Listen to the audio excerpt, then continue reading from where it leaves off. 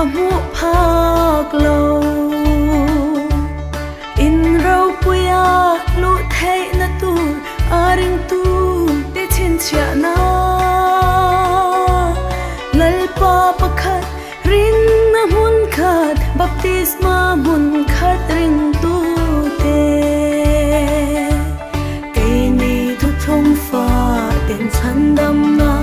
chỉ kết chu kan nei ta hallelujah kan nei ta chan dam na chỉ kết chu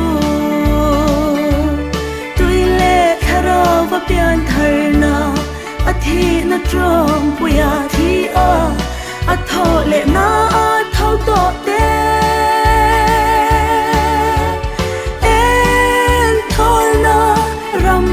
kan lu tang lo min Zion hallelujah hallelujah amen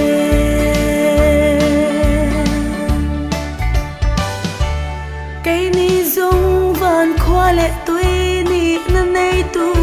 kan ni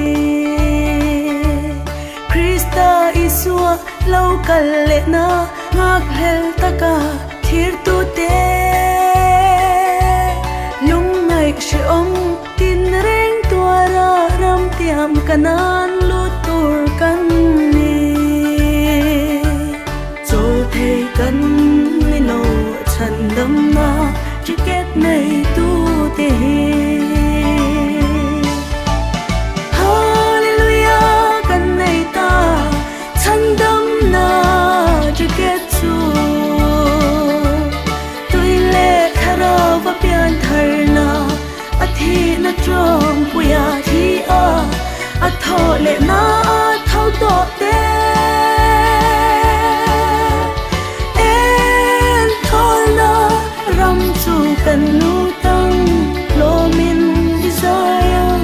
hallelujah hallelujah amen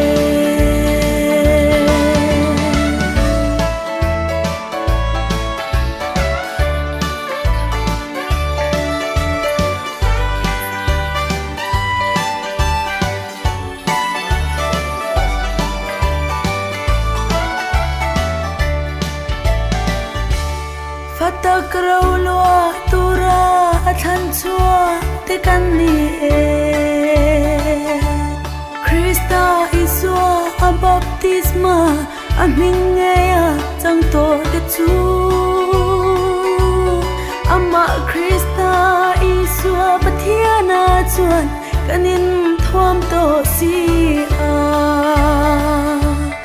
henge hi ani e thu thong thar chan dam na chỉ kết chu hallelujah kan nei ta chan dam na chỉ kết chu tui le khara va pian thar na athi na trong puya thi a tho le na a thau to te